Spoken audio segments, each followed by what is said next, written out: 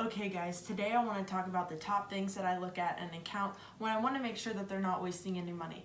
The first thing you want to look at is your search term. So if you're doing any keyword-based targeting, you need to make sure that you're checking the search term report to see what queries you're actually showing up for.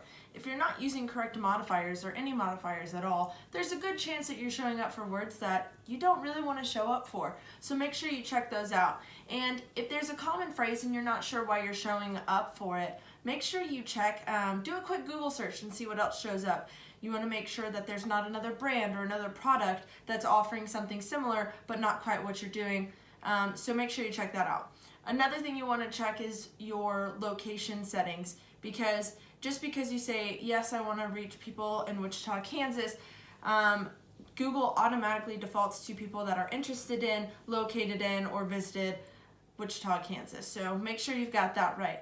I also want to make sure that your bidding is correct. You never know, if you set an objective with Google, they automatically set up a bidding strategy for you, but make sure you're testing that and seeing if maybe a more manual cost per click basis, so if there are words that you don't want to spend tons of money on, maybe manual cost per click or cost per thousand is going to be better for you.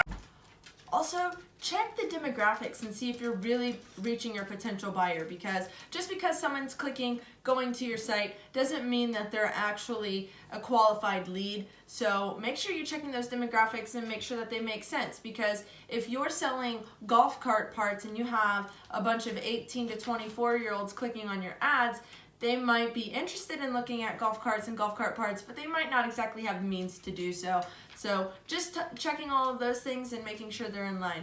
Now, there are a ton of other things that we can check, and I'll get into those more later, but starting with these 3 things is surely going to help you optimize your budget. Have any questions, anything to add? Put them in the comments and let's have a chat.